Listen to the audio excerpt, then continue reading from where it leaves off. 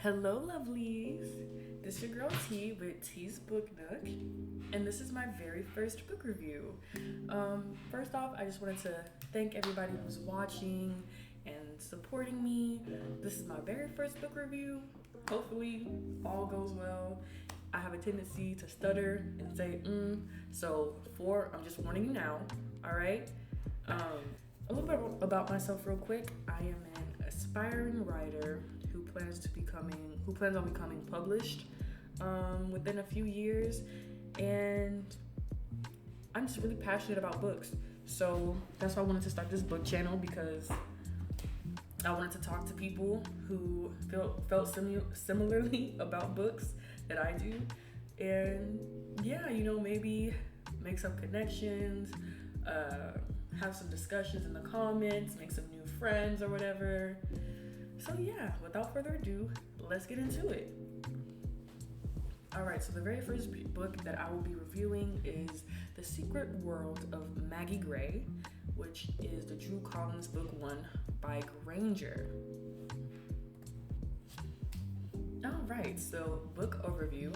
Basically, 3 women have a chance meeting while on the train to the underground. I'm hoping that the people that are watching have already read the book, so I don't need to go into further explanation. But there's an immediate connection between the group, and they basically stick together and get familiar. So Maggie Grey is a possible vampire. She don't know. Nobody around her seems to know. We're not supposed to know, but we know, because girl, you're a fucking vampire. Be so for real. Yeah, so like I said, she's confused the entire book, and she's also sassy as hell. Especially when it comes to Naimir. Like, baby, we don't need all that mouth. You're too grown to be acting like you have a problem with authority. And sometimes it gets super annoying, but sometimes it's like, you know what, girl? Keep doing it, because I love a good enemies to lovers, and it seems like that's where this is going. So I appreciate that. Asha, she's one of the 3 girls that meet on the train. Her, Maggie, and Susie. Asha, she's the lone siren, right? She's from New York. She's hot-headed as shit, and she has a big-ass mouth. And we really see that when she's on the train, because somebody's like staring at her, or just even looking her way, and she's like, yo, what the fuck are you staring at? And she's like calling people out their name, just like, yo, we got a problem, I'll beat your ass up. And it's like crazy. Like, girl, it's not really necessary all the time. Chill out. But I appreciate that you stubborn. You're not one of them pushover ass people, and that's cool. And also, she's like one of those people, once she's cool with you, y'all cool as fuck, and she always gonna have your back. And that's what I appreciate about her character. But sometimes it'd be abrasive, and it'd be like, girl, it don't even call for all of that. Like, what are you really doing right now? Susie, she's the 3rd girl, and I just have her as strange, because yes, she's very strange, right? Our introduction to her character in the book, she's staring out into space, and she just looks ditzy. That's how Maggie perceives her, as like ditzy as fuck. But later on in the book, you see that she has a little bit more depth to her, and it's also just an entire facade. But we'll get into that later, right? And along with Susie's character, we also meet Jean, which is the abusive gay pimp. Yes. Jean is Susie's dad, and the way that he talks to her, child, it's crazy. He be calling her a dumb bitch and just talking shit straight to her face. Like, she's not a grown ass woman. Like, why are you talking to her like she's 12? And at first it's like, damn, do you not really love her? I mean, it's obvious his love for her. It's obvious his love for her, right? But it's just like, why are you talking to her like this? And you don't really understand it until the second book. There's a specific scene in the second book, and I think it gives you more depth into Susie and his relationship. So yeah, the 3 of them meet, and they basically uh, go throughout this college together. Maggie and Asha have like no intention on staying here because they think it's weird, and the other girl, the siren, just wants to be by her lonesome. But somehow Susie convinces them to stay. And later on in the book, we meet Hillary, which is Susie's roommate, and she's sheltered. She's super sheltered. I don't exactly know what supernatural species she is. I think it's something to do with elements or some shit, but truthfully, I'm really not sure with her character. She's cool. I think she's the most relatable one out of the group so far. For me anyways, because she's however old she is and has like no experience in life at the fuck all. And so she basically clings to this group and they accept her, honestly. And there's times throughout the book where she like pushes them to start a club because as you call in, you basically have to belong somewhere, literally have to belong somewhere for some reason. They push it on every single person that goes there, and since none of them want to belong to any specific group, they just decide to make their own. And so Hillary's like, hey, we need to make a club name, da da da da da da. And everybody's always like annoyed with her, but it's like, babes, she's literally speaking facts. If y'all don't do whatever the fuck y'all gotta do, somebody's gonna end up coming in there, splitting all y'all up, and then y'all gonna be fucking miserable the rest of y'all lives in this fucking school. And then later on in the book, we're introduced to Isis, which is their fourth. If you get it, you get it because you read the book, right? But Isis is a nymph, and she's also a slut. You see it more in the second book, but it's hinted at heavily in this first book. Yeah, that's all I can really say about Isis. She's, yeah, I don't really like her character in the first book. I'm not gonna lie. She's just such a fucking pushover, and it gets really annoying. And then Clementine, as you can see, she's also a slut, also a bitch. She's one of the leaders of the most prestigious sororities at the school, so she thinks she's all that and a cup of tea. And it's like, baby, you really need to humble yourself because it's really not all that serious. She takes this very seriously. Like, you could tell her entire life she's grown up knowing she was a legacy, and that's her entire identity. Not only that, but Clementine's character in general just isn't necessary for the story. When she's first introduced in the book, you think that she is, and you think that she'll have a bigger role, but so far in the first book, she really hasn't done anything other than piss me off, because she's just a jealous ass bitch for no fucking reason, you know, and it's just so unnecessary. And also, she doesn't even push the plot forward. She's just there. But yeah, that's her. And then Namir, he's a werewolf and also a pawn, right? Because his pack leader is his brother Ty, and then Ty's second in command is basically his uncle, and they're both pushing him to try to get close to Maggie, just in case she is a vampire, so she can be on their side when the eventual war breaks out.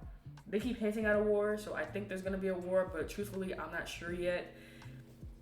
And Namir's dumbass is just so fucking loyal that he's not even back talking it. He's just accepting it. And yeah, he's a fucking pawn, and it really makes me mad because his character could be so much more, and he is so much more. It's like, babes, I want better for you. You don't deserve this. Also, there's his sister Maze.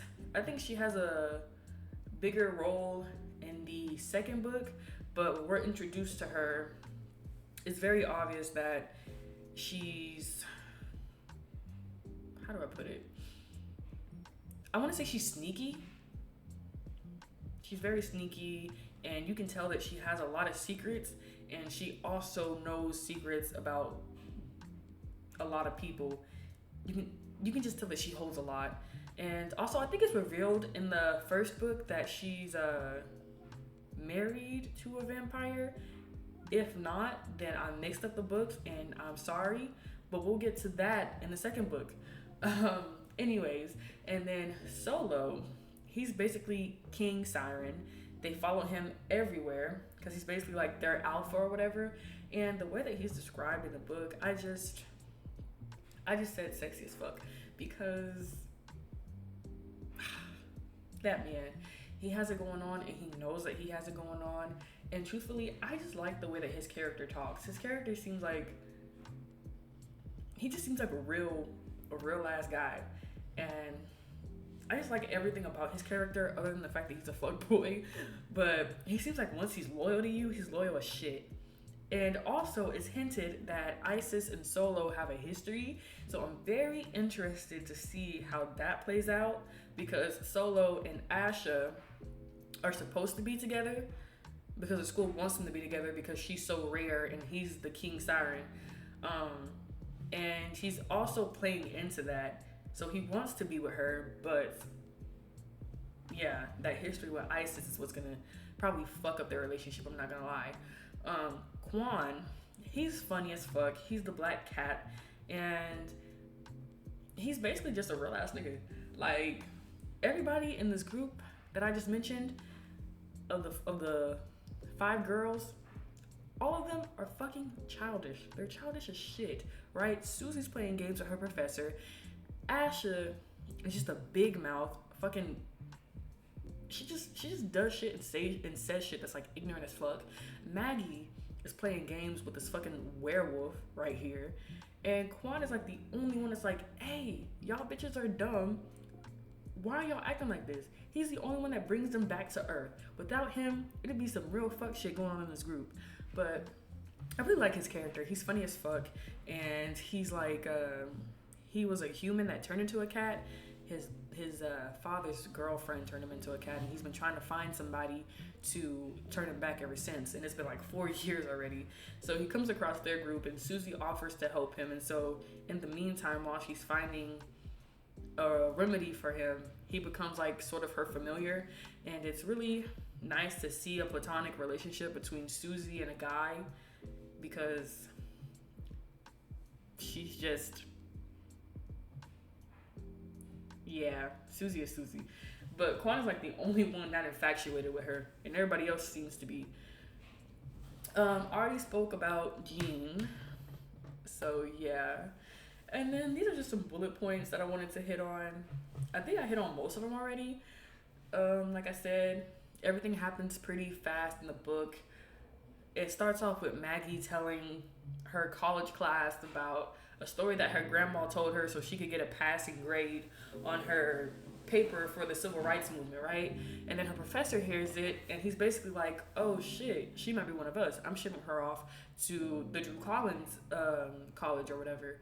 And yeah, she thinks it's a summer program, but in reality, it's the start of a whole new fucking school year. So yeah, she basically starts school at a magical university without even fucking knowing it. And then, like I said, when we meet Susie, she attracts attention wherever she goes. That's that. I'm not sure if I mentioned it, but you would think she doesn't like it because it seems kind of tiring. But when her Professor Akeem, when he doesn't give her attention, she sort of gets dark, and it goes further in the second book, but you can see she's not as light and fluffy as she projects herself to be. And it's very nice, not very nice, but it's very interesting to see that her character has way more depth than what she initially lets on.